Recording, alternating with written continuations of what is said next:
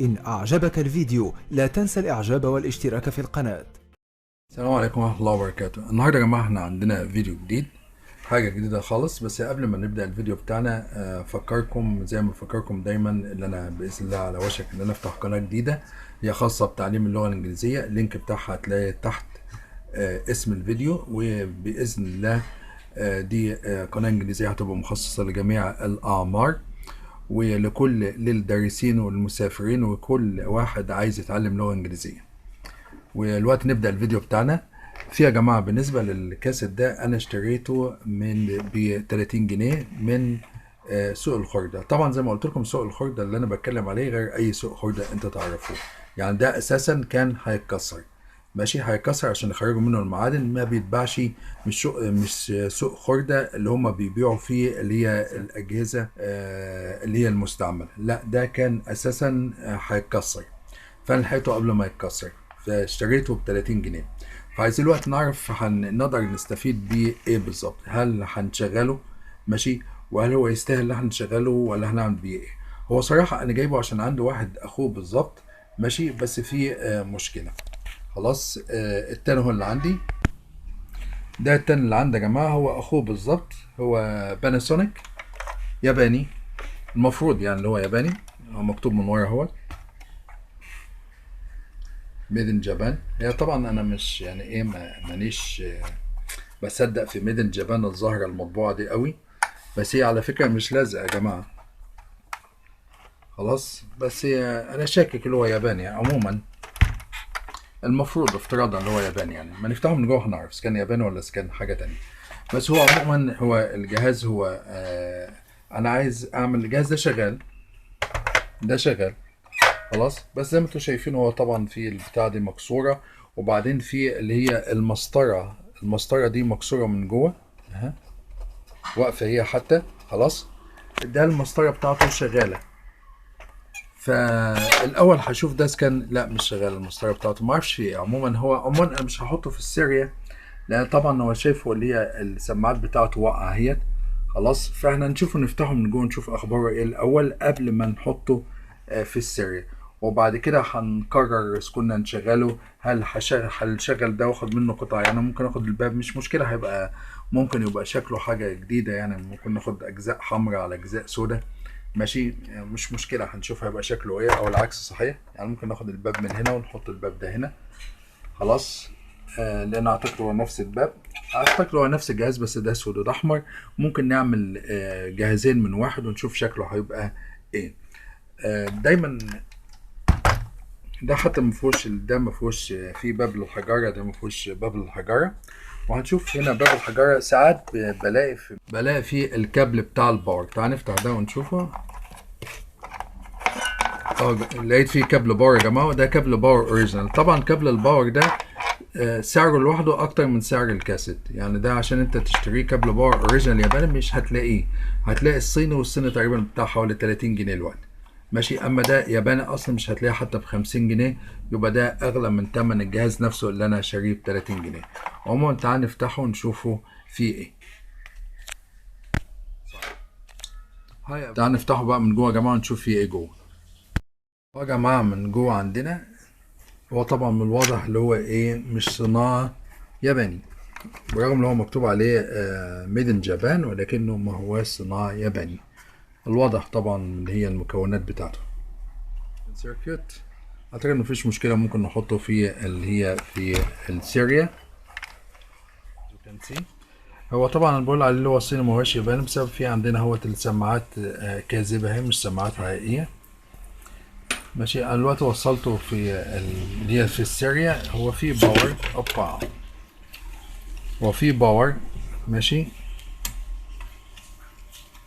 زي ما احنا شايفين اهو.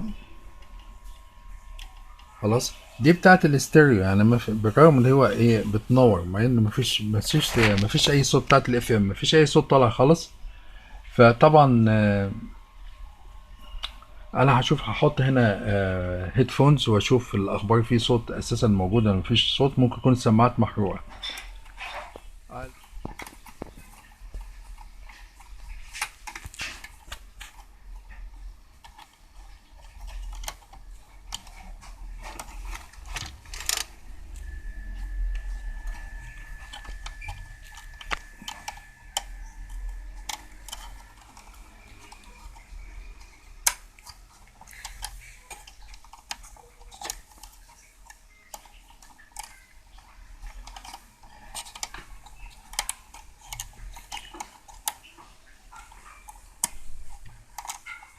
come back to you.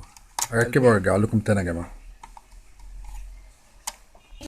في انا سامع وش ضعيف جدا طالع من السماعه ديت.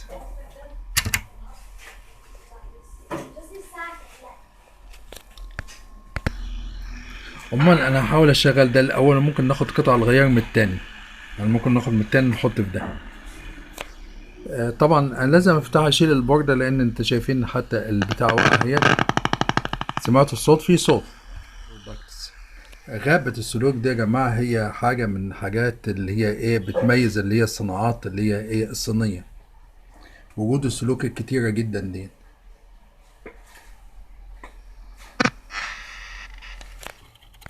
من المهم جدا يا جماعة ان احنا نحافظ على السماعات خلاص اللي هي ما تبقاش ايه ما تتقطعش. فعشان كده انا هثبتها قبل ما نبدأ نفك ونشتغل.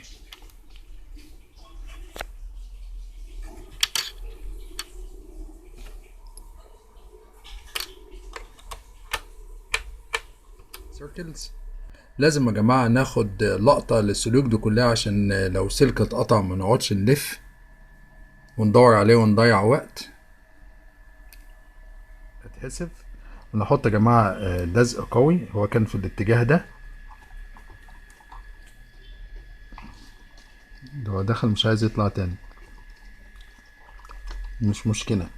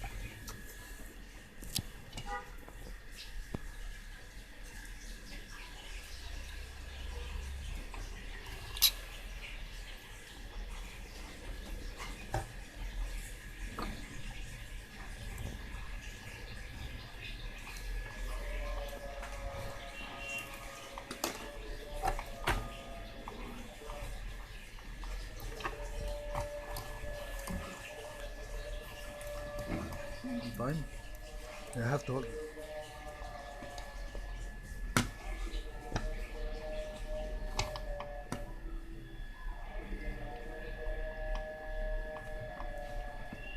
Not yet. الكيروسين انا هنتهز الفرصه يا جماعه، هو مفتوح واحقن اللي هي كل المفاتيح بكيروسين. وطبعا بس زي ما انتوا عارفين اللي هي الكنترولز ديت برشها ب WD-40 ما هواش بجاز. برضه على فكره يا جماعه السوسه ديت هنقول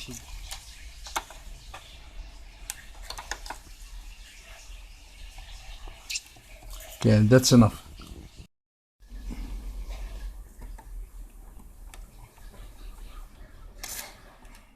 في سلكين يا جماعه اللي هي للفرايت روت ما كانوش متوصلين. يمكن ده هو كان السبب ان مفيش صوت طالع، لان كده كده الكاسيت مش شغال. هشوف احط ارجع دي تاني يا جماعه واجرب كده اشوف في صوت جه ولا لا. في يا جماعه هو اشتغل الصوت رجع تاني اهوت، بس في عندنا احنا دلوقتي مشكله اللي هي الصوت واطي. فالصوت واطي ده ممكن يكون بسبب اللي هي الفوليوم كنترول، يعني هنا ده كده على الاخر يعني. ممكن يكون فوليوم كنترول او ممكن يكون مكثف من المكثفات بجنب اللي هي ايس الصوت. بالنظر يا جماعه العين اهوت في مكثف اهو شايفينه اهو، مكثف منفوخ اهو، يبقى العيب اهو، وده ايس الصوت. المكثف اهو يا جماعه زي ما انتم شايفين اهو مكلكع اهو، هو 16 فولت 1000 مايكرو. ماشي، هبدله وارجع لكم تاني. احنا بدلناه اهو يا جماعه. تعالوا نشوف الصوت بقى اخباره ايه.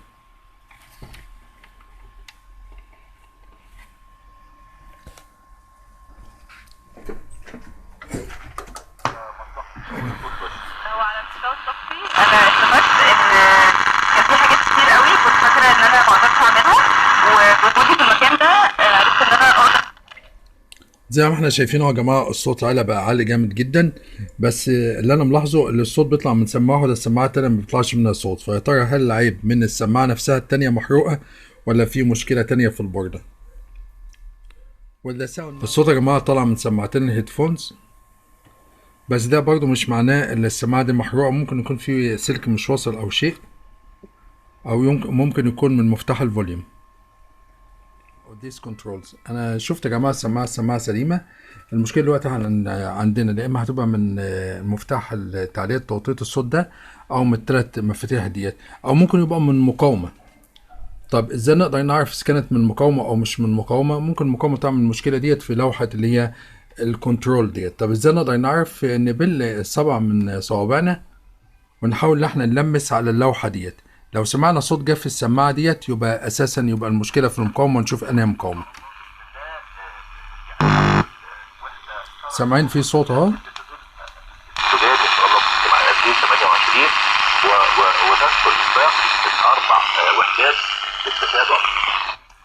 يبقى المشكله هنا يا جماعه في مقاومه من هنا، المقاومه اللي تحت اللي هنا. بعد ما ركبنا يا جماعه المقاومه، الصوت جاي طالع من السماعتين بشكل ممتاز. هحاول اطلع الباب ده يا جماعه ببساطه بدون ما اكسره.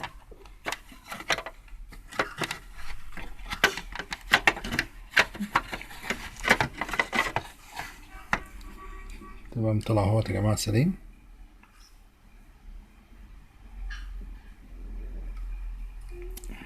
بس هشيل طبعا اللي هي البانوسكانيك دي، لان هو باناسونيك، ده باناسونيك. ممكن استفيد بالجزء ده، بتاع المسطره. تمام، يعني هي دي مش شغاله عموما. انا بستخدم ده يا جماعه لغرض اللي انتوا بتشوفوني كتير بستخدمه للاختبار. ماشي، فده هو برضه هيبقى شغال، بس انا بستخدمه للاختبار بس يعني. انا دلوقتي هعمل الاريال بتاعي يا جماعه، اللي هو الاريال الحلزون اللي هو الداخلي، اللي انا قلت لكم عليه كذا مره قبل كده وبيجيب نتائج ممتازه. انا بعمله بجيب ترانس محروق زي ده مثلا، واخد الملف بتاعه عشان يبقى طبعا يبقى سلك معزول عشان ما اعملش شورت جوه. يا جماعه انا بلفه على فكره، على مفك كده، بعمله يعني بتاع ده حوالي 1.5 متر تقريبا. ماشي، هوريلكم انا بركبه ازاي، مع ان انا عملت فيديو قبل كده عليه.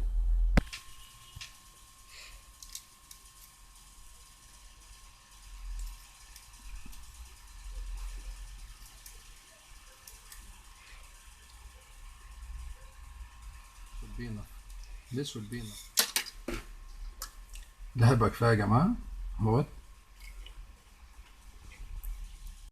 يا جماعه هو وصلت اهوت من هنا اهو وتحت، وطبعا هو معزول فمش هيعمل قفله. عباره عن سلك لولبي كده معزول، تعمله من تحت، وده بيبقى اريال افضل من اللي هو الاريال الخارجي بتاعه، لان الاريال مش موجود. اركب الباب الاحمر. انا هشيل ديت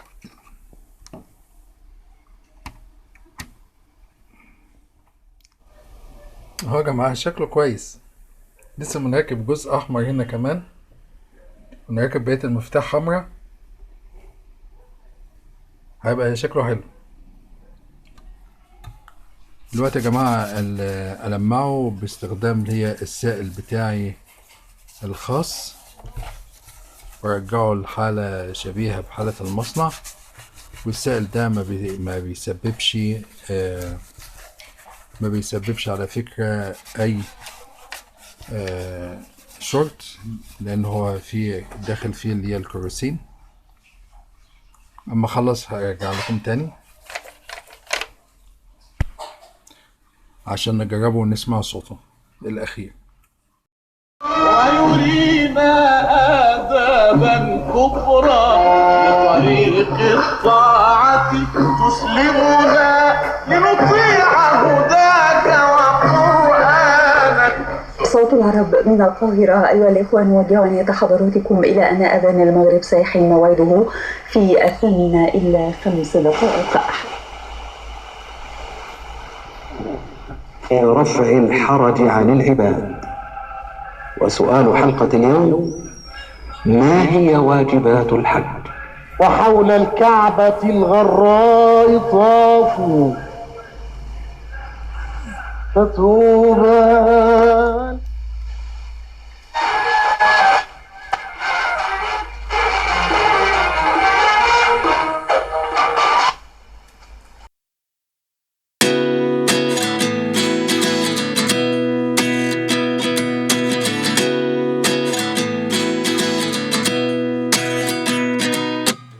At 29 and I find myself wondering what did happen to the last 10.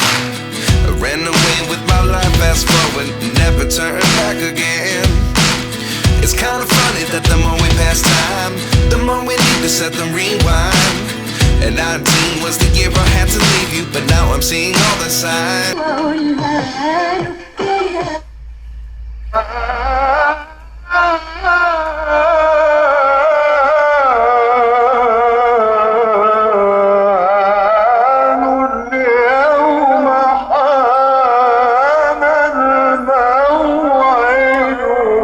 إعداد وتقديم محمد عبد الحق. بسم الله الرحمن الرحيم. ما شاء الله، شايفين الصوت يا جماعة نقي جدا وبدون اريال خارجي. طبعا انت شفتوا الاريال الداخلي اللي احنا عملناه بالاريال الداخلي. ودي كانت نهاية الفيديو بتاعنا. يا ريت ما تنسوناش في الاشتراك والمشاركة والاعجاب، واشوفكم في فيديو جديد وحاجة جديدة. ايه رأيكم في شكل الجهاز يا جماعة؟